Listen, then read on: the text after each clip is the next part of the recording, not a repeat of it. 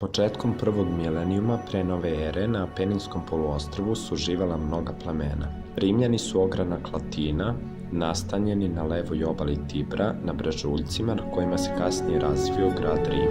Posebno su cenili Grke i nastojali da svoju prošlost dovedu u vezu sa njima. Prema legendi, Rim je osnovan 753. godine pre nove ere, ali arheološki podaci govore da je kao grad, to jest urbano naselje, nastao tek u 6. veku pre nove ere. Prema legendi, trojanski junak, Odisej, dugo je lutao morima i najzad se iskrcao u Lacijumu gde je osnovao državu. Jedan od njegovih dalekih potomaka, kralj Numitor, nije imao muških naslednika pa je trebalo da ga na prestolu nasledi ćerka Lea Silvija. Međutim, njegov brat Amulije odveo Silviju u hram boginje Veste. Prema legendi, Silvija je začela dete sa samim bogom Marsom i rodila je Romula i Rema. Kada je Amulije to saznao, bacio je Romula i Rema u Tibar.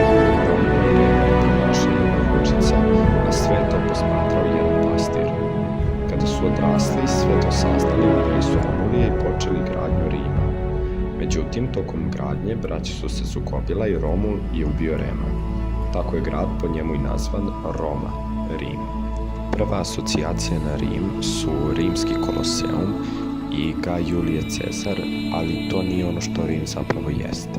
Zavađajući susede, Rim se živio tako što bi jedne pridobio za saveznike i huškao protiv drugih, dok ih ne pokori i ne pridobije nove saveznike i tako redom. Tu politiku, kasnije nazvano Zalatipa vlada, i Rimljani su sprovodili tokom dugotrajnih osvajanja. Od nastanka Rima, Rimljanima je pretila opasnost od Gala, Kelta sa severa. Po legendi, Gali su zauzeli 6 od 7 rimskih brežuljaka i pokušali da noću zauzmu i 7.